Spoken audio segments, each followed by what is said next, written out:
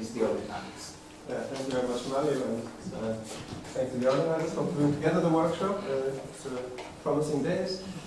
Right, so I present some joint work with Ben Fairman, who was a postdoc at the Max Planck Institute and now is in Oxford.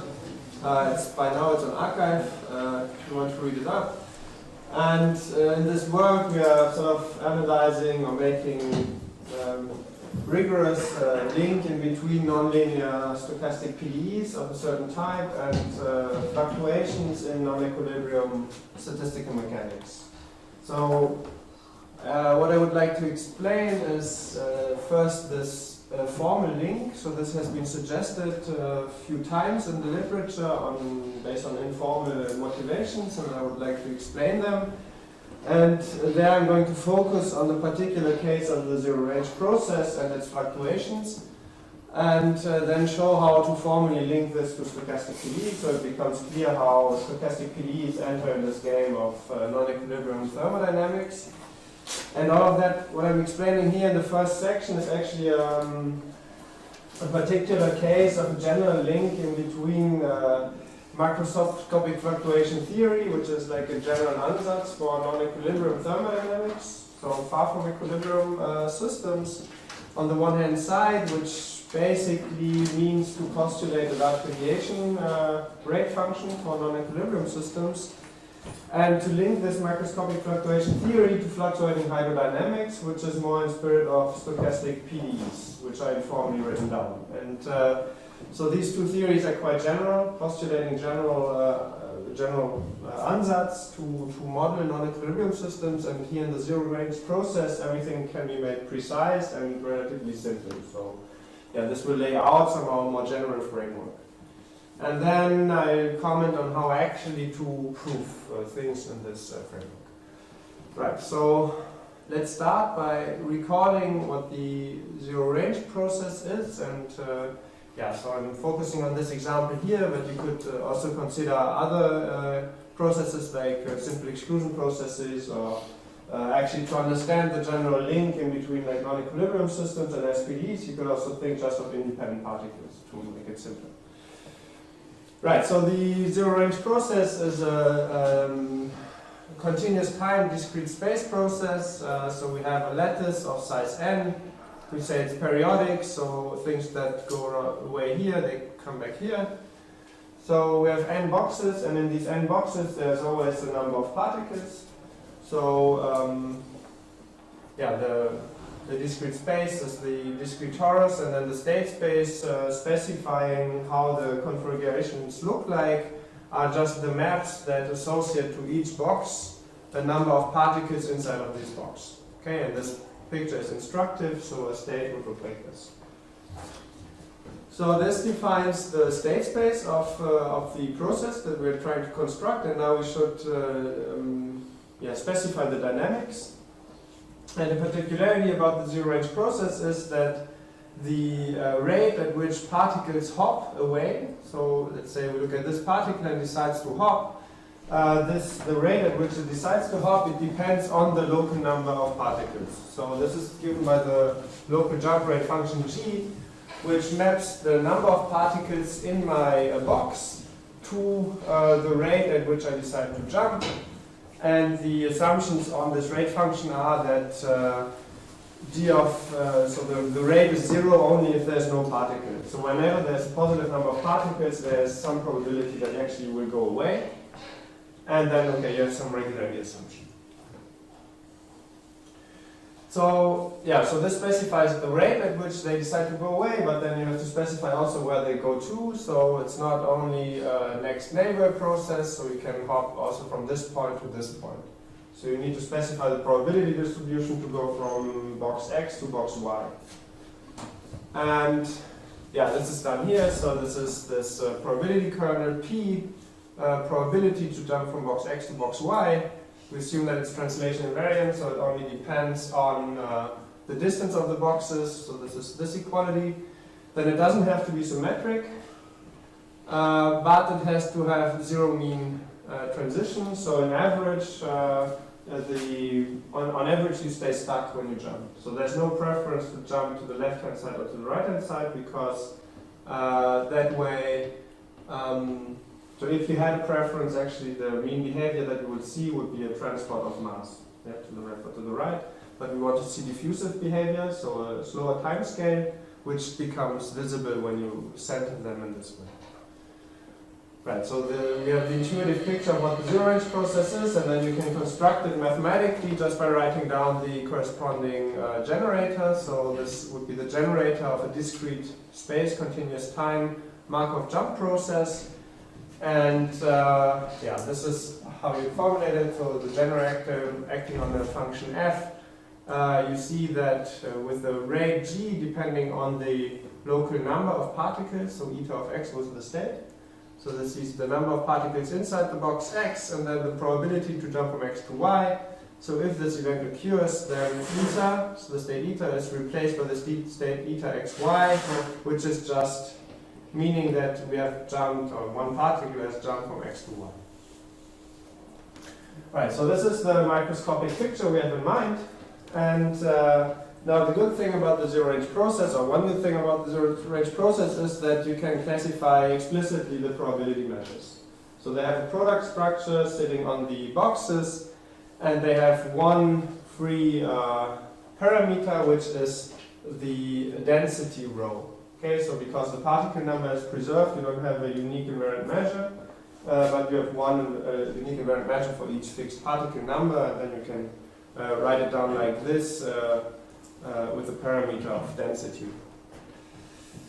Right, so what we would like to understand now from a statistical physics point of view is the behavior when we pass to the hydrodynamic limit. So we make a parabolic rescaling of the dynamics, and let the number of particles and box sizes, etc. go to infinity.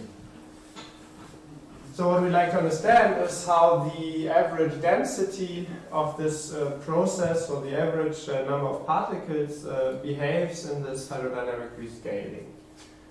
Right, so this is the typical picture. So on the left-hand side we have the microscopic state of particles, and then you should think of zooming out in space and speeding up time. So each of these, think of a large box of particles, becomes one dot in this picture here. And the value of this function would be the local density, so the average density of one of these boxes. So, yeah, to write this down precisely, one would write down the empirical density field. So we put a Dirac mass on each box, but now rescaled. So the box is not of size n anymore, but of size 1. So we divide by n in space. And then on this Dirac mass, which represents the box, we put the number of particles, but parabolically scaled, so this is like sped up like n squared time. Okay, and then you take the average mass to see the average number of particles. And the hope is to see that this stochastic object, so now this guy is a measure on RT, and it's stochastic, right? So it's a random measure because this is a random process. So it's a random object that we're writing down, and we would like to see on the first step that this object converges to a function which is deterministic, right? So we would like to establish a lot of large numbers and characterize the evolution of the limit that we see. So in order for this to be possible, we have to make some assumption on the initial datum. So this should be well adapted somehow to the macroscopic evolution. So the idea would be that the fluctuations that we see macroscopically are very slow. So we don't have a lot of variations on this microscopic scale, like huge jumps in between masses and between neighboring boxes, but it's only allowed to very, very slowly. So on the macroscopic scale in the end. And one way to put this is rigorously like this. So one assumes that the initial law, so the law of the process at time 0, converges in some sense to a slowly varying object. Yeah, so another more physical words, it would mean that you assume that initially the process is already in local equilibrium. Right, so this one has to put in. So in particular, it means that we assume that the initial condition, which is something random, converges to a deterministic object, so to this rho 0 of x.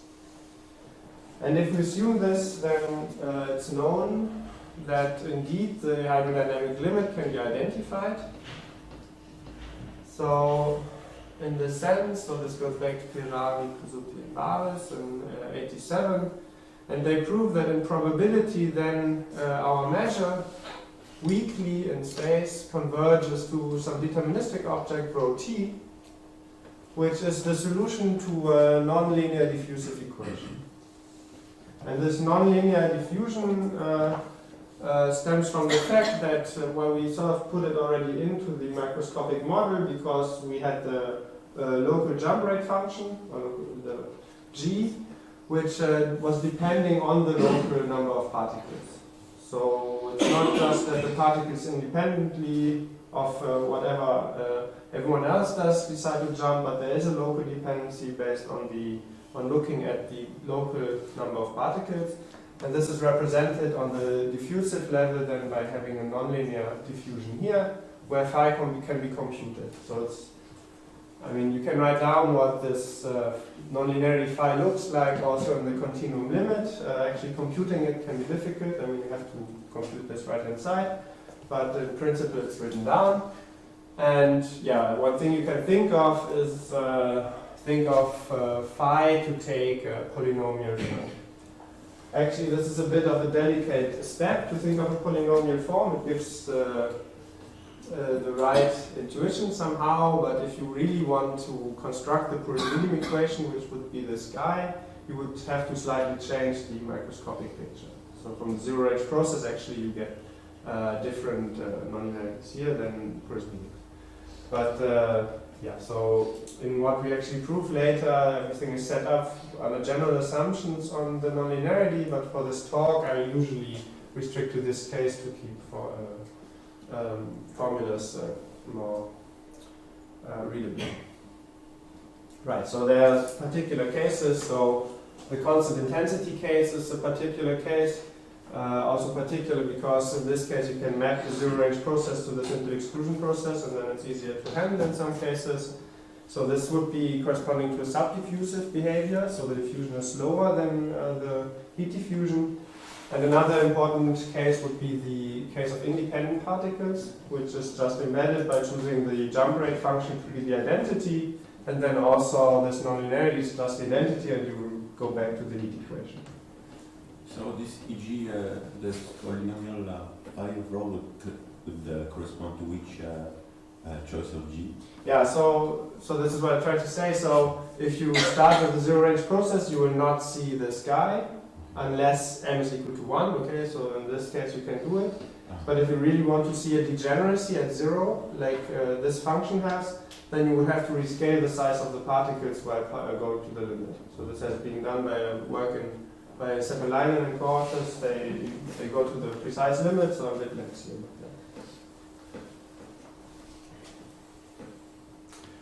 Okay, so yeah, this describes the law of large numbers, and once you have understood this, you would like to understand the fluctuations around the system. So what happens if n is large but finite, and then, okay, you have this concentration of mass on this deterministic object, but it's not the same. So there's still fluctuations in this mu n. So what you can do now on this step is you can establish a central limit theorem, and this has been done also in non-equilibrium, so also starting from non-constant initial data. And you see that these guys fluctuate in a Gaussian way, and you can describe this Gaussian that you see as a solution to a linear SPDE. So I'm skipping that because we want to see the link to nonlinear SPDEs. And this pops up when we look at large fluctuations, so at events where the dynamics, so the dynamics of mu n, is far away from the hydrodynamic limit. And yeah, so this should be described by a Lactation principle. So in the zero-range process, this has been established for constant initial datum, so in equilibrium concerning the hydrodynamic limit. And then, okay, you should write down a Lactation principle, so identify the rate function, which is given here in this variational form. So for any given function mu, which is a function from time, it's a Cadillac into the space of meshes. Let's say it has a density rho t with respect to the back measure. Then we associate the corresponding rate function I0 of mu to be the infimum over all energies, G, needed to produce this perturbation. So rho is given, and now you look at the ways you can produce rho as a solution to this perturbed equation. So you perturb it by this control G, and you pay a price. The energy that you put in is the A2 norm of G. Okay, this would be one of interpretation of this rate function as an energy function. And again, the case of independent particles is a bit simpler to understand maybe. So this is the identity. So we have a heat equation here. But then you see that now on this scale of large deviations, actually this skeleton PDE is already not simple and not linear anymore. Because, okay, the main part, the diffusive part is linear, but then we are facing a nonlinear conservation law looking like dx square root of rho times this control. Okay, so already in the setting of independent particles, if you look at the rate function of this corresponding skeleton PDE, this is not a simple object. Okay, and in the setting, the large deviation principle for the zero-range process has been identified by these authors, and I write it down here precisely. So informally, it just means that the probability that our microscopic system mu n, with n being large, looks like rho dx, where rho now is not necessarily a solution to the hydrodynamic equation, but is just some given function. So it can be a fluctuation around the hydrodynamic limit. Then the probability to observe this is given on the exponential scale by the rate function. So in particular, you can see that, well, if rho happens to be the hydrodynamic limit, then actually it's a solution to this equation. So you can choose g equal to 0 here. The rate function is 0, and you see, okay, then you converge to what you would want to converge. If it's not, then the rate function is not 0, and this gives you how improbable this effect is. Okay, so yeah, this fully describes and very explicitly describes the far from equilibrium behavior of the zero-range process in the sense of a large deviation process. So now the question is how this links to nonlinear PDEs. And this would now be in the more general setting, how to link this word of macroscopic fluctuation theory to stochastic PDEs in forms of fluctuating hydrodynamics. Okay, so now I'll explain informally this link, and in the setting of the zero-range process, this has been written down, for example, by Gess, and Zimmer 3 years ago in very readable form for mathematicians. But I should say this is just a special case of macroscopic fluctuation theory by Bertini, De Soler, Gabriele, Junalesino, and Landin, which is a very general framework. If you specify to zero range, then you get basically to what they suggest there. Right, so the point is you make an ansatz for describing fluctuations in microscopic systems to be given by this kind of nonlinear stochastic PDE. So we see that the diffusive behavior is the same one as we see in the zero-range process, and then there's added a stochastic perturbation of conservative type, so conservative because it's in this divergence form. It has the form of a conservation law in the sense that there's a nonlinear function of the solution in here, and then this guy should be space-time wide noise.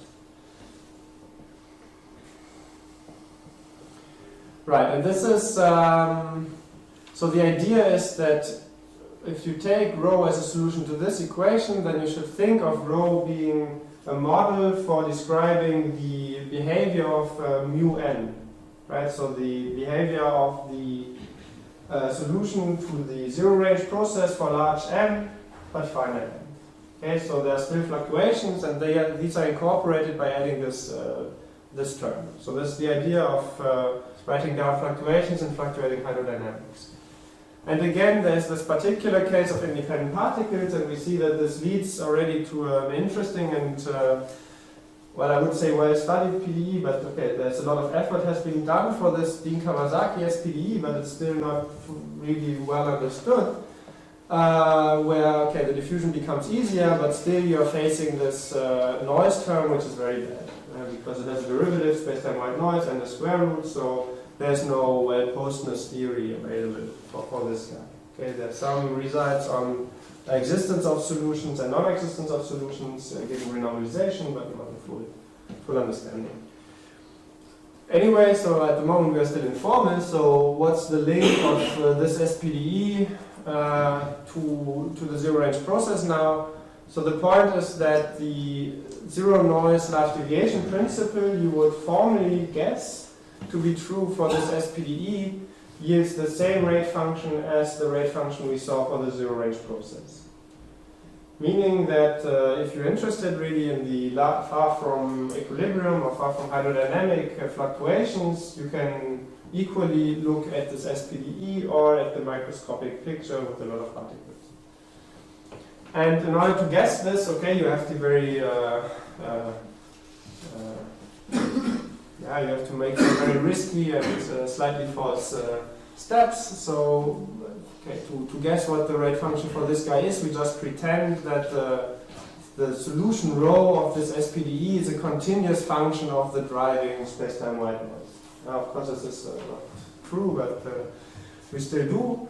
So we assume that the solution map, which I call F, mapping the scaled noise to the solution, is continuous. If it were continuous, then the contraction principle of large deviation theory immediately would tell you, well, okay, then you have a large deviation principle for rho with a rate function which is thus given as by minimizing the rate function of the object you start with. So in this case, space-time wide noise, and you minimize this rate function over the level sets of F.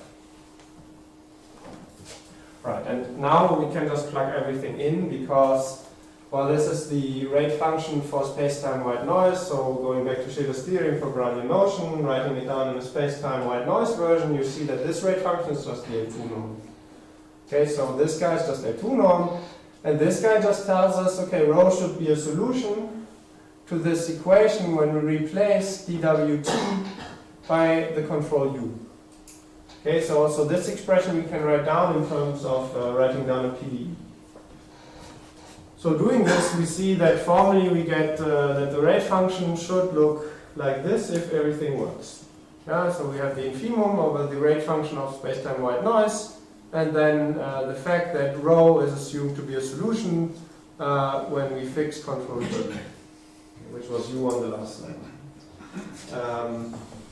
Right, so they're the same. And this is really the informal link, how it's suggested that nonlinear SPDEs of this type describe the fluctuations of non-equilibrium systems. Okay, but now if you want to do mathematics for this, this is very suspicious already because, well, we're writing things down that don't make sense, right? Because this is this is space-time wide noise, and you hit it with a derivative. This is very irregular, also already in 1D. And you see that if you do a scaling argument, then this is super critical in this notion of regularity structures. So in this SPDE, it's not true that somehow linear fluctuation behavior would dominate. Also on small scales, it's not true that the nonlinear effect go away. But actually, when you rescale, this guy will dominate and it will look like a very irregular object locally. So meaning that using regularity structures to make sense of this equation does not seem clear. Right? At the very heart of the theory, you would need that your solution locally can be expanded in terms of Taylor expansions and with respect to a linearized equation, and this is not clear. So yeah, this already fails, and then it's even worse, because even if you were able to make an improved version of regularity structures to make sense of this equation, then what you would expect to see is that there should be renormalizations appearing, so you would actually not really solve this equation, but this equation minus some infinite constants. And, well, these constants could appear in the rate function that you then observe. And this is not what we want, because the rate function that we want to observe in the limit is the one we observe for the zero-range process. So this is a fixed object. So meaning that if you actually were to be able to describe large deviations here, then probably the rate function would look not precisely like this. Right, so, and yeah, in this case, simpler situations like the phi 4, phi 3 stochastic PDE, this has been observed. So when you look at stochastic iron-Kahn and you do a joint scaling of ultraviolet cutoff and noise amplitude, letting it go to 0, and you choose the scaling so that the ultraviolet cutoff goes to infinity relatively quickly, then you can see that actually these renormalization constants actually are seen by the rate function. Right, so there's something fishy about this informal derivation, and the reason why this appears is that somehow, if you look at this ansatz for fluctuations, this is too pessimistic, because the way we think about the solution to this SPDE is that this should give us somehow a model or something related to mu n. Okay, so for the microscopic solution for large but finite n. So we still have a microscopic length scale in the system, and the box sizes are now 1 over n, which is very small, but still not 0. So the noise actually has a length scale in some sense of size 1 over n, because in each box it's independent, but the box size is 1 over n. So putting space-time-wide noise here is too pessimistic, but you should put actually noise which has a correlation length scale scaling with 1 over n. So it's spatially smooth, but the smoothness goes away when you take the limit n to infinity. And yeah, so this is the ansatz we follow here. So we introduce this ultraviolet cutoff. For the moment, let's just think of two different parameters, n being the lattice size, k being the ultraviolet cutoff. So here this is the projected space-time wide noise onto the first k modes. Okay, I'm writing it down here. So this is our ultraviolet cutoff. So then wk is something which is spatially correlated with morally a correlation length of length 1 over k. And then the idea is that if you look at this as PDE, then this will give you the correct rate function if you look in this regime of scaling where 1 over n is much smaller than 1 over k. So the ultraviolet cutoff does not converge too quickly compared to the noise amplitude.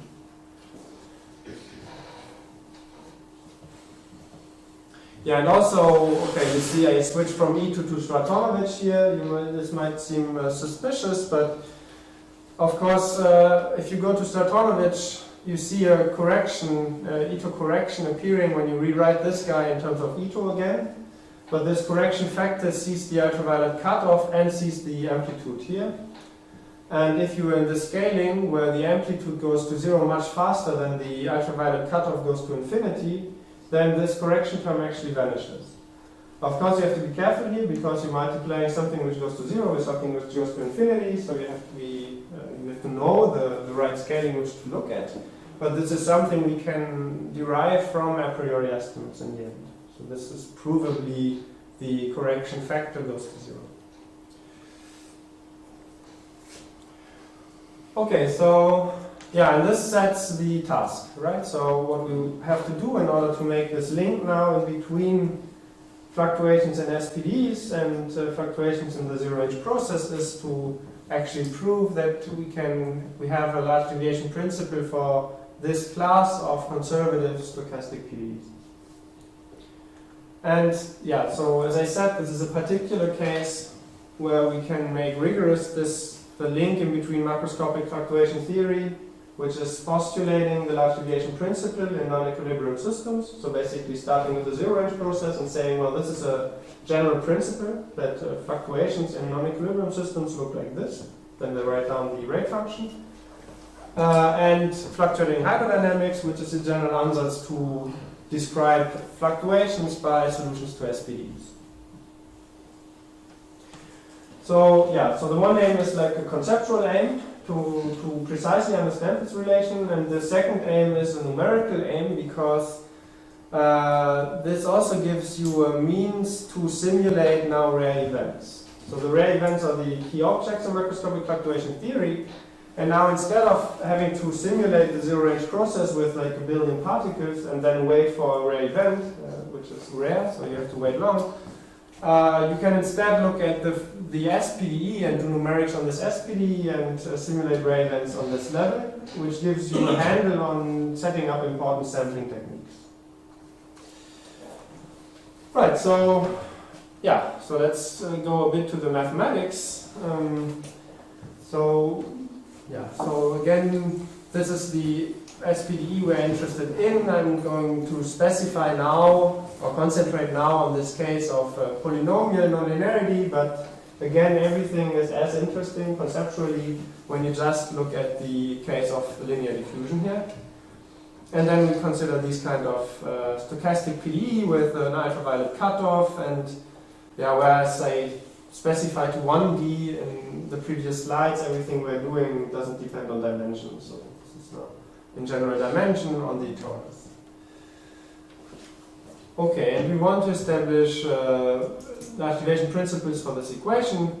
First thing you have to do is to actually prove well-posedness to this guy now after ultraviolet cutoff. Should be, yeah, now it's not unreasonable that it should be true, but it's still not easy. So there's a long line of works where an approach to stochastic PDE with conservative noise has been developed.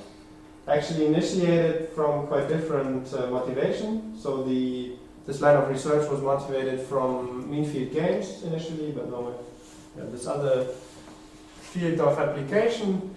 And right, so a number of works where successively the results have been strengthened. So the first work was just this term, so just purely noise, and this not depending on space.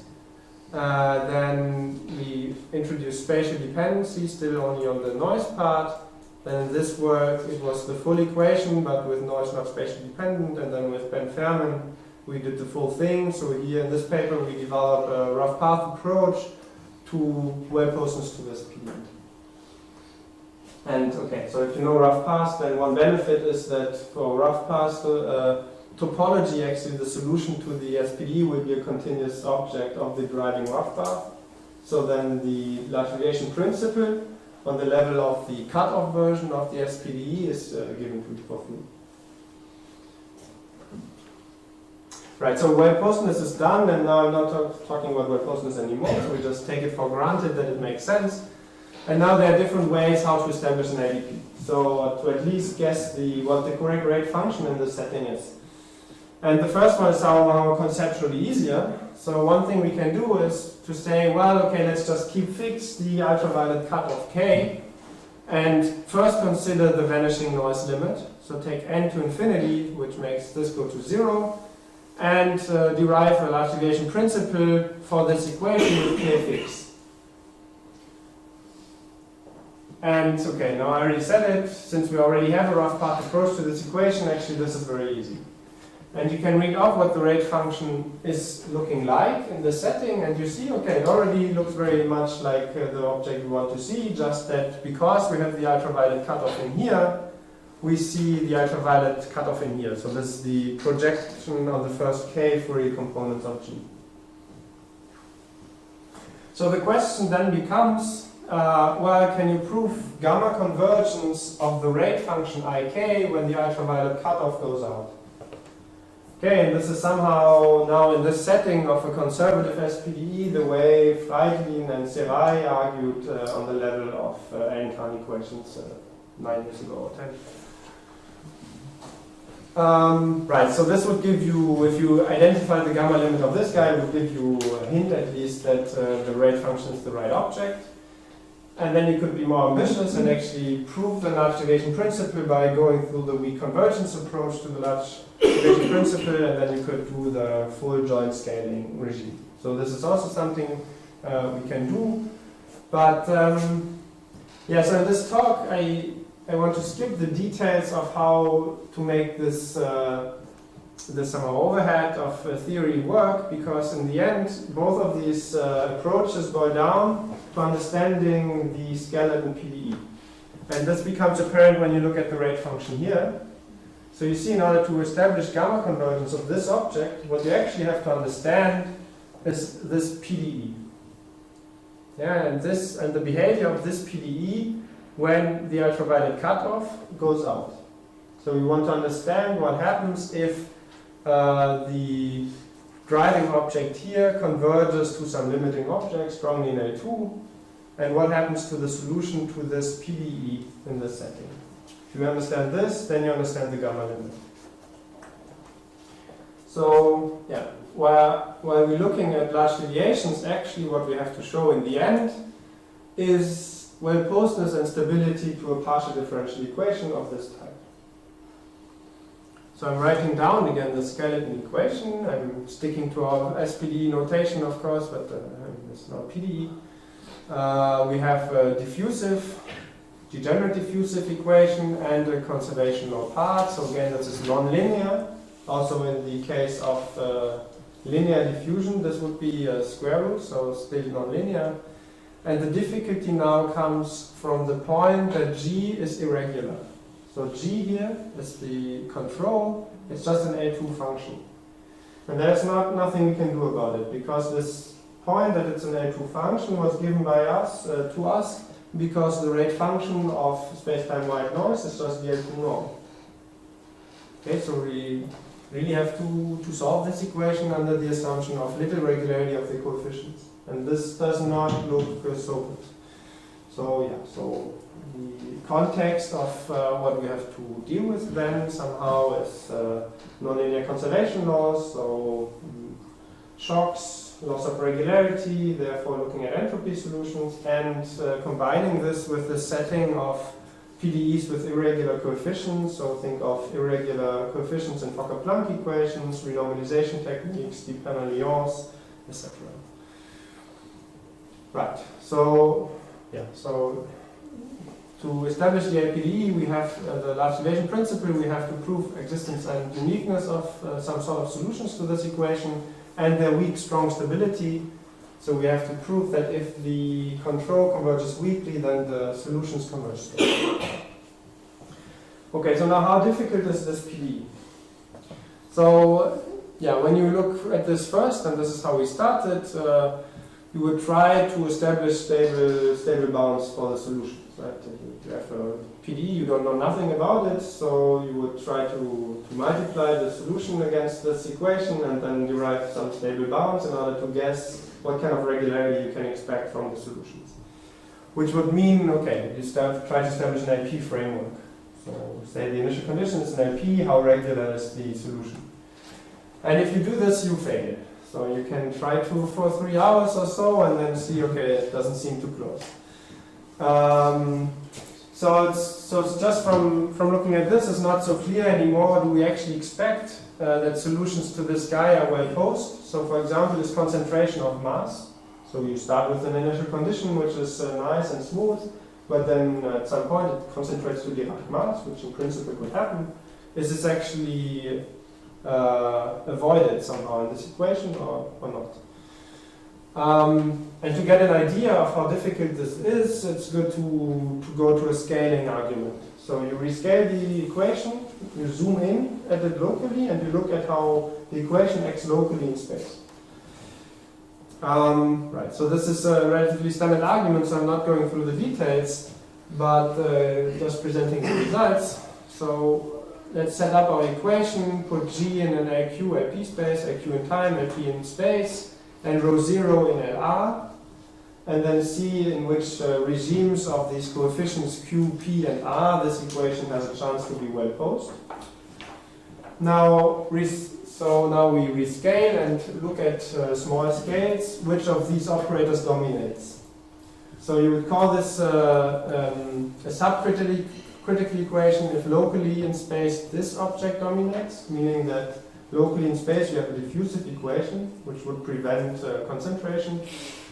You would call it supercritical if this one dominates. So locally in space, it just looks like a conservational with an irregular coefficient. So then you would expect that mass concentrates. Or it could be critical in the setting where both of them, even after zooming in, they still are present. So now concerning G, we can see that the case where P is equal to Q is equal to 2 is critical. So whenever you have less integrability, it would be a supercritical equation and you wouldn't expect to be able to show anything. But luckily in the case that we need, so this was G in A2, well, it's critical. So this is good news and bad news. Good news insofar as that we do have some hope that something can work. It's bad news because it's just critical.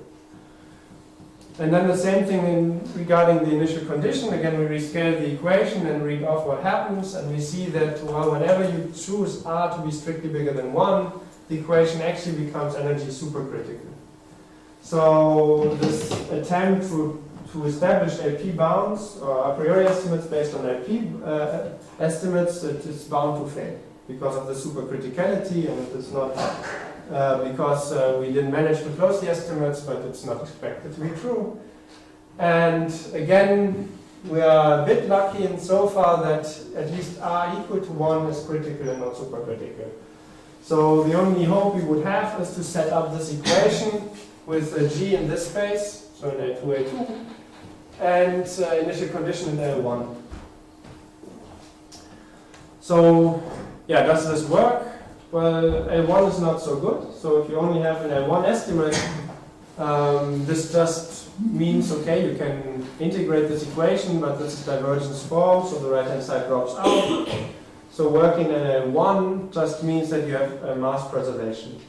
Okay, so the a priori estimates you get from testing the equation in L1 is just this thing, which tells you that the L1 norm is preserved, but it doesn't avoid even concentration. So it could still concentrate in a Dirac mass. So this is not very helpful, and at this point, okay, it doesn't look so promising. And the first idea one has to have here is that instead of looking at LP estimates, it's a good idea to look at entropy dissipation. So instead of looking at the evolution of an LP norm, we look at the evolution of the Boltzmann entropy, which is in some sense a natural idea to have because this is also a quantity you control when looking at the zero-range process and looking at hydrodynamic limits. And yeah, doing that you can see that informally at least you get a close a priori estimate. So you would get that the entropy is uniformly controlled in time. You get a Fisher dissipation of entropy of this type, which is a bit non-standard as a regularity estimate, so it gives you the gradient of some nonlinear function of the solution under control. And the important thing is that these things are controlled by G just by its A2 norm. So this is something, this is an estimate you would expect to be reasonable to be true. And anyway, this can only be true for non-negative solutions, otherwise you can see it's wrong already in the linear case. Right, so yeah, this is all we have, and we have to work now with this a priori estimate. So you would think that you can construct solutions having finite these two estimates. So first thing would be to realize that this guy, even in distributional form, is not looking so good because you see rho to the power m, but we have control on rho to the power m half. So we should rewrite this guy in order to set up a weak notion of a solution. And yeah, this is somehow, I find it nice because it's a non-standard way to write the Porous medium operator. So we see that there's a structure inside of this equation which we should rather write like this. So this is just equality of this thing formally with this thing. And okay, in this form we write it really in terms of objects that we can control. So proving now the existence of weak solutions to this PDE is not a big deal. Okay, so you have to, it's pretty standard once you have derived this a priori estimate, you see, okay, there's a weak solution. So all of the difficulty is really to prove that weak solutions are unique. And yeah, this is like in the linear case, constructing a weak solution is not so difficult, but then proving weak solutions with irregular coefficients, it's tough. So how do we do this? And yeah, this is why I mentioned before DiPerna-Lions, Ambrosio, and Libri-Lions. So we follow this principal idea of renormalized solutions. But now we are in a nonlinear world, so we have to combine it with the nonlinear effect, so with the concept of entropy solutions. Right, so what we want to show is, as a first step, that each weak solution is actually better, in the sense that it's also a renormalized entropy solution. So what does it mean? We start with a weak solution, and now to be a renormalized entropy solution means that not only rho is a solution to the PDE, but also nonlinear functions of rho are solutions to, well, at least some inequalities. In the linear case, it would be the same equation again. Here we're nonlinear, so it's an inequality. And you can write it down. So the particular functions we actually take are, again, these kinetic functions you have seen, if you have seen me talk in the last few years. So these are nonlinear functions of the solution. They are bounded, so in this sense it's a renormalized solution. And then informally, if you set it up like this, you can compute an equation which, okay, it's long, but you can compute a closed equation on the kinetic function chi. Now, as I said, so since it's nonlinear, it's actually more like an inequality which is captured by this entropy dissipation. So there's a derivative of some measure which we can explicitly write down. So this captures the dissipation of entropy and makes things inequalities. So this would be, so if rho is such that chi satisfies this equation, then we would call it a renormalized entropy solution. If you don't want to work on this level of kinetic solutions, you could also think of entropy solutions directly. Then it looks like this. So it's not much more simple, but maybe avoiding this additional parameter psi. So for any f which is convex and has at most linear growth, we would see that we have an inequality for this nonlinear function of rho. So as I said, this is the idea. Write down inequalities for these objects. You see, okay, you get a modified equation, which is complicated, and some entropy dissipation. Okay, so then really they become inequalities, and the means of the entropy dissipation measure is just to quantify how much entropy is dissipated. So quantify this inequality size. Okay, so yes, and if you would be in the case of really just looking at a linear PDE, this would be one-to-one passing to renormalized solutions. But, okay, there are many informally here on the slide, because when we do these computations, we pretend that the solution is smooth to apply chain rules and then derive this. So the question is how to make this rigorous. And this is where the work lies. So the idea is, and this is again similar to what you would do in the linear case, you take your weak solution, you convolve your weak solution against some Dirac sequence, so some convolution kernel, make it smooth in space, so that then, in principle, you can use the chain rule to derive something like this, but the convolution messes up the equation, so you get errors from there, and these you have to control. So this I'm explaining on the slide. So you take this convolution and you get commutator errors. So we take the convolution in space, we compute now what rho epsilon satisfies as an equation, and we would like that rho epsilon satisfies the same equation as rho. Then we could compute. So we just force it in this form. So yeah, we plug in that rho is a solution, so we get this. Then we compute convolution and derivatives, so you get here, and then you just force it into the equation you want to see. So this is how the equation would look like for rho epsilon, and then we make a lot of errors.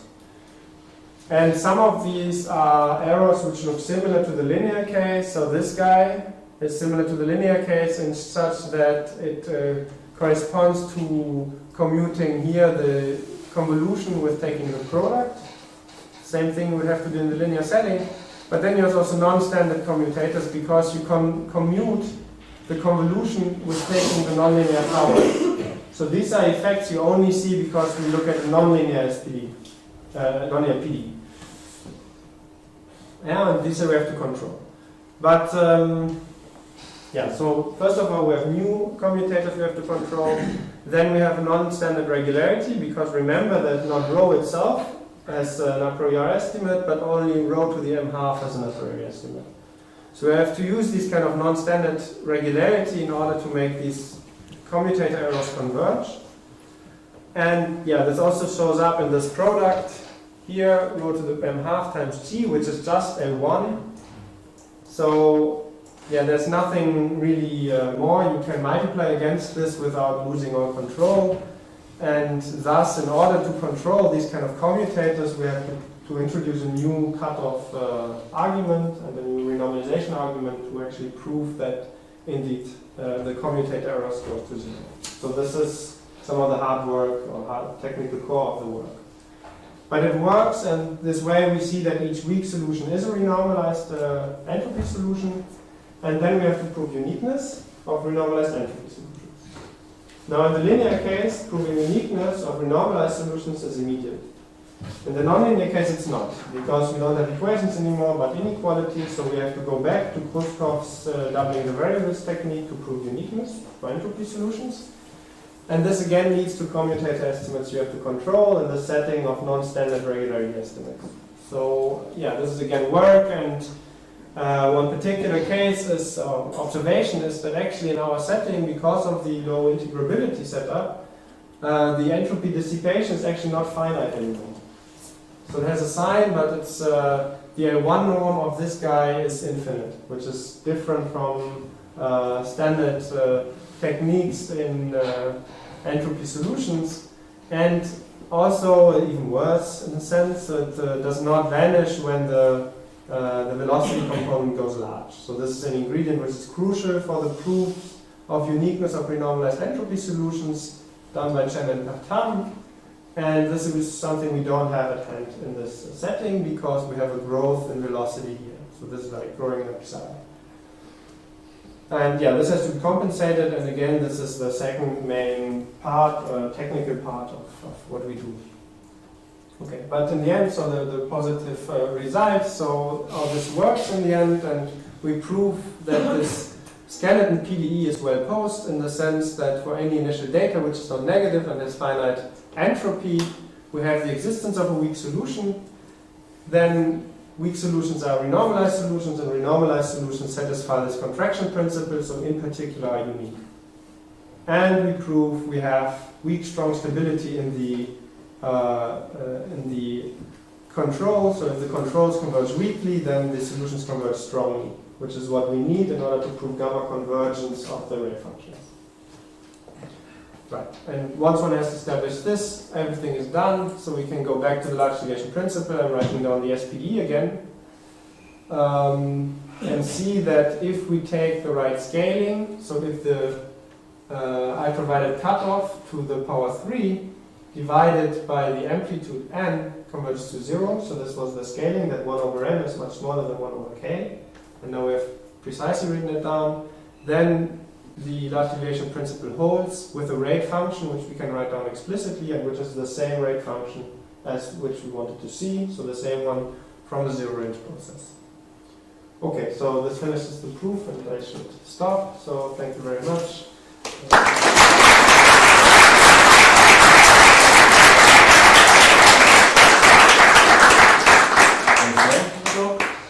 Is there other questions?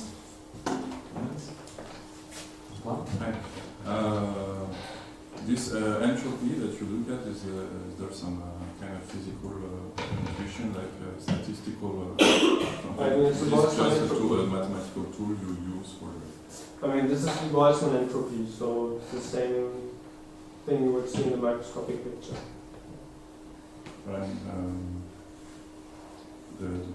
yeah, so it relates to the discrete model where you have some sort of disorder or something. Yeah, so, okay, I mean, at least it's controlled. So I'm not a physicist, so I can't tell you if it counts disorder in this sense, but it's, yeah, at least it has this entropy dissipation relation. You can think of it as a Lyapunov function as well. FF technical question. And if you go to the last page, please. So you concluded this last deviation principle, but somehow you mentioned in your proof earlier, in your statement earlier, that you have this convergence that you,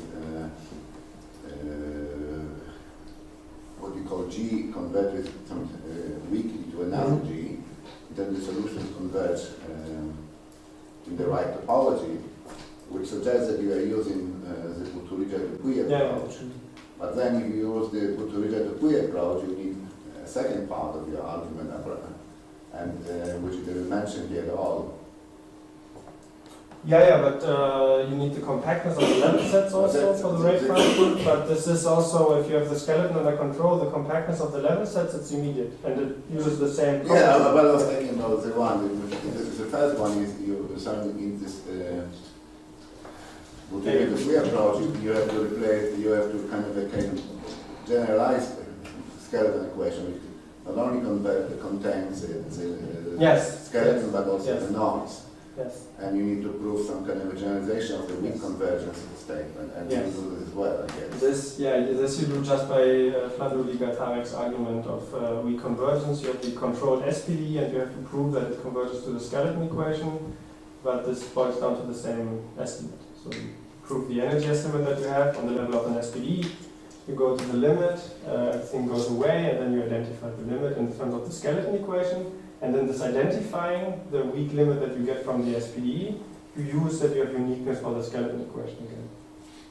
So the difficult step is just this identification in the end. So well-posedness with the skeleton. Is there other questions? Like we have one on video with the You mentioned the simulation part, so these Yes. solutions cannot simulate. Zero range, yes. For- But No, I mean for the SPD, for the. no, this is the modulation, but there's not a well worked out numerical treatment of these SPDs. There is no any more question. Let's thank them again.